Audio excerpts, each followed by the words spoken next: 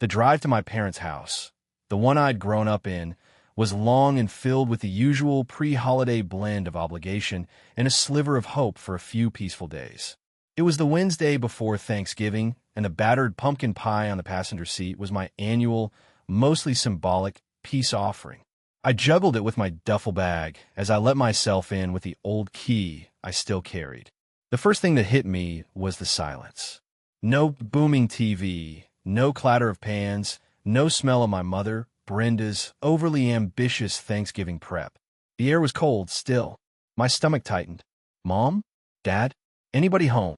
My voice felt loud in the sudden emptiness. Walking into the living room, I noticed it looked off. The crystal vase Mom always polished was gone from the mantelpiece. The silver-framed family photos were missing too. A prickle of unease ran down my spine. I found him in the den, the small room off the kitchen that had always been his refuge. Grandpa Joe was hunched in his worn armchair, a rerun of some old Western flickering on the small TV. A half-eaten bowl of what looked like canned tomato soup sat on a tray beside him, next to a pill organizer with several missed days. He looked smaller than I remembered, frielier, but his eyes, when they landed on me, lit up with a genuine warmth that squeezed my chest. "Alex, son, what are you doing here?" I didn't think anyone was coming. "Hey, Grandpa, just came home for Thanksgiving like always." I looked around. "Where is everyone?" He sighed, a sound heavy with a weariness that went beyond his years. He gestured a shaky hand towards a brightly colored postcard lying on the arm of his chair. It was a picture of a colossal cruise ship, all lights and decks, sailing on an impossibly blue sea. I picked it up. Brenda's flamboyant, loopy handwriting covered the back. "Dearest Alex," it began, the cheerfulness already grating. "Surprise. Decided we all desperately needed a real vacation. Took a last-minute deal on a 14-day, all-inclusive Mediterranean dream. Your $18,000 for that career thingy came in super handy for the penthouse suite upgrade. Thanks, sweetie. We figured you wouldn't mind delaying it. Keep an eye on Grandpa Joe, will you? Back in 2 weeks. Don't wait up. Love, Mom, Dad, Tom, and Jess. P.S. We also borrowed some of his rainy day fund for excursions. Toodles." My breath hitched. $18,000. Gone. That money, painstakingly saved over 3 long years of double shifts at the warehouse and late-night freelance coding gigs, was my escape route. It was for a specialized cybersecurity certification program, the one that would finally give me a real career, a life of my own. The words penthouse suite upgrade and borrowed some of his rainy day fund swam before my eyes. A cold fury, sharp and metallic, began to burn through the initial shock. Grandpa Joe's voice was quiet. "They left Tuesday morning, Alex. Barely a word. Brenda, she took your grandma's silver tea set. Said it was too stuffy for their new minimalist phase, but I saw her wrapping it carefully." He looked down at his hands. "They had me give them my bank login a while back. Said it was to help me pay my bills online. Easier for them, they said." I clenched my fists. This wasn't just an impulsive trip. This was calculated. This was theft. I immediately pulled out my phone, my fingers shaking slightly as I took photos of the note, the empty spaces where valuables used to be, the sad state of Grandpa Joe's medication organizer. Then a quick check online. My sister, Jessica, hadn't disappointed. Her Instagram was already lit up with a video. The 4 of them, Mom, Dad, my older brother Tom, and Jessica herself, clinking champagne flutes on a sun-drenched deck. Jessica's voice, dripping with false sincerity, narrated, "Living MY best life. Finally free from all the leeches and negativity. Hashtag blessed, hashtag Mediterranean magic, hashtag family over everything." Leeches. They called me a leech after stealing my future and abandoning their father. I looked through some of the easily accessible papers on Dad's messy desk in the kitchen. Overdue bills, collection notices for Tom, and then I found it, a printout of my savings account statement from 3 weeks ago, the $18,000 balance clearly visible. Next to it, in Mom's handwriting, "Perfect. This covers the suite and leaves plenty for fun money." My blood ran cold. "Grandpa," I said, my voice hard, "this isn't a vacation. This is a crime. And it stops now." They're not going to get away with this. Thanksgiving Day was a somber affair. I managed to cobble together a decent meal for Grandpa Joe and me from the sparse contents of the fridge and a quick trip to the corner store. The silence of the house was a constant reminder of their betrayal, a stark contrast to the raucous laughter I imagined echoing on their stolen cruise. Grandpa Joe, seeing the steel in my eyes, seemed to draw strength from it. "Your Aunt Carol," he said slowly, stirring his instant mashed potatoes. "Mark's younger sister. She saw through Brenda and Mark years ago. Cut ties with them. Maybe she can offer some advice, son." I found her number in Grandpa Joe's old address book. Aunt Carol was initially wary when I called, her voice cautious. But as I laid out the situation, the stolen money, Grandpa Joe's neglect, the callous note, her tone shifted from guarded to incandescent with rage. "That figures," she exclaimed, her voice crackling over the line. Mark was always a spineless wonder when Brenda fluttered her eyelashes, and she could charm a starving wolf away from a fresh kill, then sell him a vegetarian cookbook. They pulled similar stunts with their own parents, you know. Never thought they'd stoop this low with Joe, though. Carol was a godsend. She confirmed my worst fears about my father's periodic gambling issues, which she suspected had flared up again, and Brenda's almost pathological need to project an image of affluence, no matter the cost. Mark's probably in deep again, and Brenda's solution is always to rob Peter to pay Paul. Except Peter is usually family, she said grimly. She gave me the name of a lawyer, a Mr. Henderson. He's a bulldog, Alex. Specializes in financial disputes and elder abuse. And Alex, her voice softened for a moment, secure everything of Grandpa Joe's. Bank accounts, any valuables left. And watch your back. When they're cornered, your mother and father get vicious. Tom and Jessica are just their trained attack poodles. Armed with Carol's advice, I contacted Mr. Henderson. He was sharp, no nonsense, and listened intently during our consultation, his expression growing grimmer as I detailed the extent of their actions and showed him the initial evidence I'd gathered. The note, the photos, Grandpa Joe's testimony about his bank access. Henderson was impressed with my foresight in documenting everything. "This is more than just a family squabble, Alex," he said. "This is all the hallmarks of deliberate financial exploitation and potential elder abuse. We need to move quickly and thoroughly." Over the next few days, while the self-proclaimed real family was living it up in the Mediterranean, I became an amateur forensic accountant. Guided by Henderson and with Carol's surprisingly astute insights into my parents' likely hiding spots for information, I dove deep. With Grandpa Joe's full, tearful permission, we obtained his bank statements. The picture they painted was horrifying.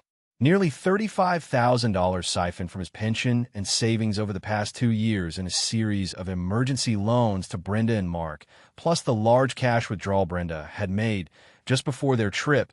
Using the power of attorney, they pressured him into signing.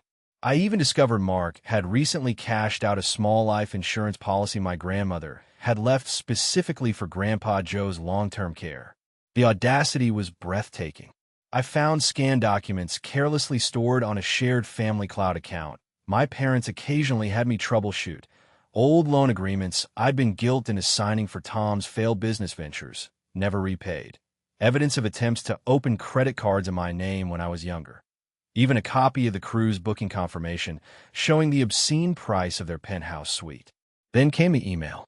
It was from an old, rarely used address of mine, one I'd almost forgotten. The subject line simply read, "Thinking of you and GJ." The sender was anonymous, but the tone, the slightly awkward phrasing, it had to be Sarah, Tom's wife. The email was short, cryptic. "Things here are not as they seem. Big holes in ship. Many storms. GJ's rainy day. Umbrella used for sunbathing. Be careful when ship docks. Some passengers are pirates. She must have used the ship's Wi-Fi late at night. It was a huge risk for her." Mr. Henderson and I deciphered it easily enough. The big holes and storms pointed to serious financial trouble, likely Mark's gambling debts. The rainy day umbrella was clearly Grandpa Joe's money being squandered. The pirates were my family. Her warning solidified our strategy. We weren't just dealing with selfish opportunists. We were dealing with desperate people. Mr. Henderson advised setting a clear, undeniable trap for their return. 2 weeks later, a flashy rental SUV, looking utterly out of place on our modest suburban street, pulled into the driveway. The conquering heroes had returned. Jessica, adorned in what looked like a collection of every tacky souvenir from every port, was the first to emerge, dramatically sighing about crippling jet lag. Tom followed, grunting as he hauled multiple oversized suitcases. Mark, redder and more bloated than ever, was already barking about how no one had bothered to air out the house. Brenda, the last to alight, glided in like a malevolent queen, oversized sunglasses still perched on her nose, a faux leopard print scarf draped artfully around her neck. They barely glanced at Grandpa Joe, who sat quietly in his armchair, watching them with an unnervingly calm expression. Jessica wrinkled her nose. Ugh, it smells like old library in here. Alex, didn't you even open a window? I waited for them to congregate in the living room, admiring their tans and complaining about the quality of the ship's free champagne. I let them settle, let them feel secure in their domain. Then I clear my throat. Welcome back. I trust you all had a wonderful, expensive trip. My voice was quiet, but it cut through their chatter like a razor. We need to talk. Now. Brenda waved a dismissive hand, adorned with several new, suspiciously shiny rings. Oh, Alex, darling, can't it wait? We're utterly exhausted and famished. Is there anything to eat? Or did you and Grandpa just order takeout for 2 weeks? No, Brenda, I said, the use of her first name, a deliberate departure from my usual mom, causing a flicker in her eyes. It can't wait. I started with my $18,000. You stole my savings. Money I worked for, money I needed for my future. Brenda launched into her well-rehearsed victim act. Stole? Don't be so terribly dramatic, Alex. It was an investment in precious family memories.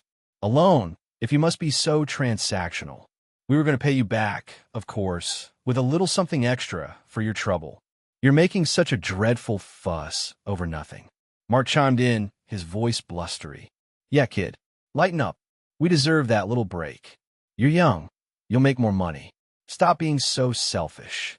Tom, ever the enforcer, stepped towards me, puffing out his chest. You got a problem, bro? Always got to be the martyr. Got to ruin everyone's good time. He got close, tried to intimidate. I just looked at him, my expression unreadable, until he faltered and stepped back, unnerved by my lack of reaction. I let their initial defenses play out. Then I shifted gears. And what about Grandpa Joe's money? The $35,000 from his pension you borrowed for your excursions and emergencies? The insurance policy you cashed out? The general state of neglect I found him in? This visibly rattled them. Brenda's smile tightened. Mark started to sputter. Tom looked away. Jessica, however, piped up, Oh my God. Alex, you're just trying to turn Grandpa against us. We love Grandpa. Brenda seized on it, her eyes narrowing. Actually, Alex, we've been very worried about Grandpa Joe. And frankly, about your state of mind. You seem so stressed, so aggressive. We think maybe Grandpa Joe isn't safe here with you when you're like this. Perhaps he needs professional care, where his finances can be properly managed by us, his loving family, who only want what's best for him.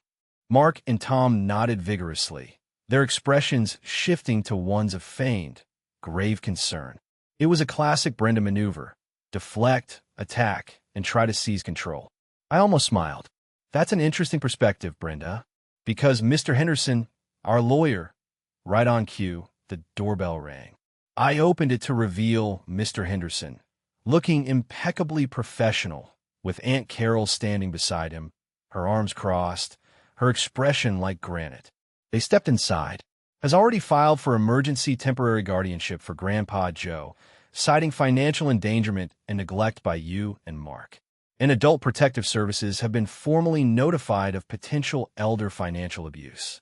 I'm sure they'll be very interested in your newfound concerns about his welfare. The color drained from Brenda's face. Mark looked like he'd been punched. Tom actually recoiled. Aunt Carol stepped forward. Still try to manipulate everyone to get your hands on their money, Brenda? Some things never change, do they, Mark? Before they could recover, I added, and Sarah? Tom, your wife was kind enough to share some insights from your dream vacation. I played a short, crystal-clear voice memo from my phone. It was Sarah's voice, recorded on the ship and sent to Henderson through a secure channel after they docked. In it, Brenda and Mark were clearly audible in the background, laughing about how they'd maxed out Alex's emergency fund and how Grandpa Joe won't even notice a few thousand missing from his pension for our shopping sprees. Tom stared at my phone, then at the empty space where Sarah would have been, his face contorting in a mask of fury and betrayal. The arrogance that had filled the room moments before evaporated, replaced by a stunned, sickly silence. Mr. Henderson quietly placed a thick, bound document on a coffee table. "This," he said, his voice calm, but carrying undeniable authority, "is a preliminary compilation of the evidence supporting claims of fraud, conversion, and financial elder abuse.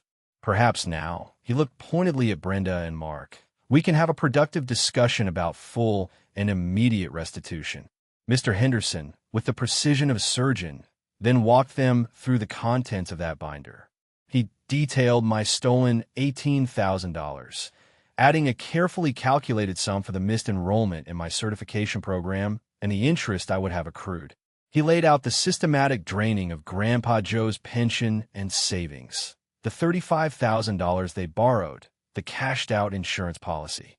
He presented copies of Mark's casino markers, substantial debts from local establishments, information Aunt Carol's old contacts had discreetly helped unearth.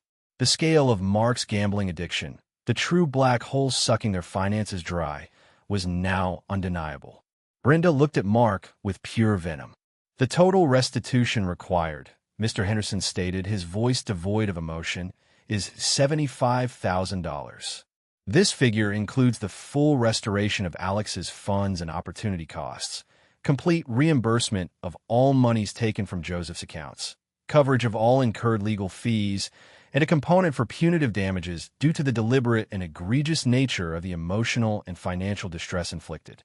You have 48 hours to present a credible, binding plan for the immediate and full repayment of this sum. Failure to do so will result in the immediate escalation of all pending civil suits and the pressing of criminal complaints with the district attorney's office. Liens will be placed on this house and any other identifiable assets, effective immediately." Panic, raw and unadulterated, finally broke through their crumbling facades. Brenda, her voice cracking, tried to negotiate, to weep, to appeal to Aunt Carol's family loyalty, who simply stared back at her, unmoved. Mark sat slumped, a broken man, the secret of his addiction laid bare. Tom exploded, not at me this time, but at his parents. "Gambling? You flushed our lives down the toilet for gambling." He then rounded on where Sarah would have been had she dared to return with them, his face puce. "And you, my wife, talking to them behind my back." Jessica was hysterical, wailing about her ruined life and her social media followers. "My brand, my collaborations. It's all over," she shrieked, as if that were the primary tragedy. The ensuing 48 hours were a chaotic symphony of their unraveling. They tried calling other relatives to mediate, but Aunt Carol had already, and very effectively, forewarned most of them. One of Mark's golfing buddies, whom he'd tried to hit up for a loan, called Henderson instead, offering information about other outstanding debts Mark had. During a particularly heated argument between my parents, overheard by Aunt Carol who was staying with us, Mark even accused Brenda of knowing about the gambling and using it to control him. The toxicity was palpable. The consequences, so long evaded, began to bite hard and fast. Mark received a formal suspension letter from his distribution company, citing an anonymous tip regarding ongoing financial impropriety. Brenda, who worked a few hours a week at a high-end boutique more for the discount and social cachet than the income, was quietly let go, her employer murmuring something about protecting the store's reputation after a discreet inquiry from a local investigative journalist Henderson had strategically contacted. Jessica's main Instagram account, her pride and joy, became a digital wasteland. Anonymously posted comments, linking to a rapidly spreading local community forum thread detailing a family's shocking exploitation of an elderly relative and their hard-working son, appeared under every one of her carefully curated photos. Her influencer dreams dissolved into a nightmare of public shaming. They didn't have the $75,000. Not even close. As the deadline expired, Mr. Henderson, true to his word, didn't just proceed, he accelerated. He forced them into a legally binding agreement. The house, their last significant asset, was to be put on the market immediately, with the sale proceeds directed into an escrow account managed by his firm. Any shortfall from his $75,000 would be covered by strict wage garnishments, assuming any of them could find new employment and liens on any future assets. It was financial ruin, comprehensively executed. Brenda was forced to sell off her hoarded collectible dolls and what little genuine jewelry she possessed amidst the costume pieces. Mark's prized collection of power tools, bought with money he didn't have, went next. Tom and Jessica, faced with their own sudden financial vacuums now that the parental ATM was permanently closed, were compelled to contribute paltry sums from their own dwindling accounts. There was even a tense afternoon when a thuggish-looking man, clearly one of Mark's shadier creditors, showed up at the house demanding payment, a stark underscoring of the desperate mess my father had created. Alex stood firm, referred him to Mr. Henderson, and the man eventually left, muttering threats. Adult Protective Services opened a formal investigation into the elder abuse claims. While criminal charges in such family matters can be slow and uncertain, the investigation itself hung like a sword of Damocles over Brenda and Mark, further shredding their already tattered reputation in the community. The house sold quickly, albeit at a slight loss due to the urgent nature of the sale, but it was enough. Enough to make Grandpa Joe whole again, to repay my stolen savings with the agreed-upon damages, and to cover Mr. Henderson's not inconsiderable fees. In the months that followed, our lives diverged sharply. I threw myself into the cybersecurity program, finding a passion and an aptitude for it that surprised even me. The regular therapy sessions, also funded by the settlement, helped me unpack years of ingrained guilt and obligation. My bond with Aunt Carol deepened. She became the supportive, rational family figure I'd never truly had. Grandpa Joe, now comfortably settled in a bright, cheerful assisted living facility near Carol, thrived. He joined a chess club, took up watercolor painting, and his laughter, when I visited, was full and genuine. The weight of his children's deceit had literally been lifted from his shoulders. "You didn't just get our money back, Alex," he told me one sunny afternoon, his eyes clear and proud. "You gave me back my dignity. And in doing all that, son, you found your own." Brenda and Mark, I heard through the grapevine, were living in a cramped, run-down rental apartment on the other side of town. Mark was reportedly attending gamblers' anonymous meetings, a condition apparently tied to some leniency from his more legitimate creditors. Brenda, stripped of her social standing and material comforts, was a ghost of her former self. Their marriage, built on a foundation of shared secrets and mutual enabling, was reportedly crumbling. Sarah, true to her word, filed for divorce from Tom. She was determined, she told Aunt Carol, to build a stable, honest life for herself and her young son, away from the toxic vortex of my birth family. Tom, cut adrift financially and emotionally, was forced to confront his own arrested development. Last I heard, he was working a string of menial jobs, the swagger long gone. Jessica had vanished from social media entirely, rumored to have moved in with a distant cousin in another state, hoping to escape the infamy that clung to her name.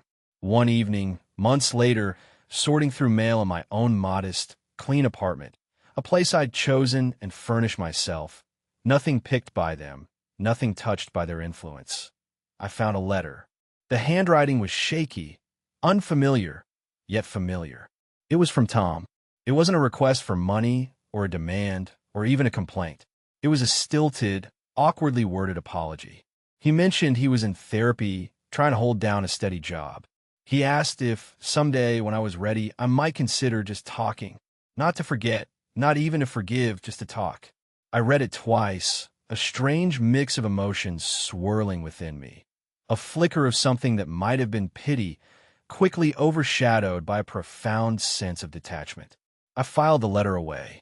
The door to that part of my life was closed, the lock firmly in place.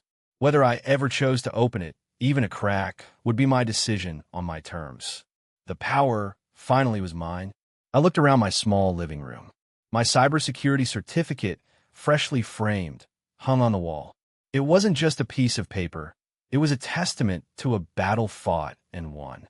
They had tried to steal my future, to diminish my worth, to keep me tethered to their dysfunction. But in the end, they had only succeeded in bankrupting their own lives, morally and financially. I learned that family isn't solely defined by blood. It's forged in respect, built on trust, and proven by loyalty. And I was finally free to build my own on solid, unshakable ground. A quiet, peaceful smile touched my lips. The fight had been brutal, but the silence that followed, the clean, surgical silence of a life reclaimed, was worth every scar.